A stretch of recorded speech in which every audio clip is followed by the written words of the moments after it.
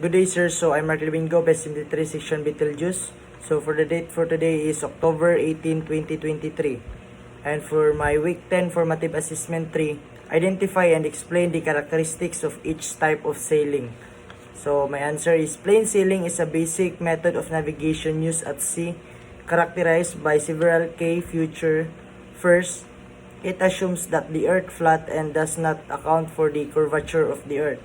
Second, it simplifies calculations by treating distance and direction as if they were on a flat plane and ignoring the spherical nature of the earth.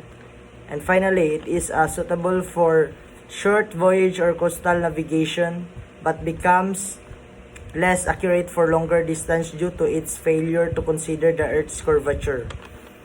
And the Mercator sailing is a navigation method characterized by the use of rhumb line, which are straight lines on a Mercator projection map. These lines make constant compass headings, simplifying navigation but leading to curved paths on the Earth's surface.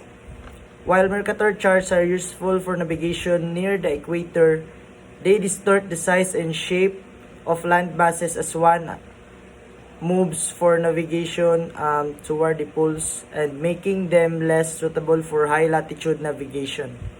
Parallel sailing refers to a situation in which two vessels are moving in the same direction, maintaining a constant bearing from each other, and the characteristics of parallel sailing include a constant relative bearing, which means that one vessel appears to stay in the same position in relation to the other. This situation typically occurs when vessels are traveling on parallel courses and can be maintained by making small adjustments to their headings to avoid collision.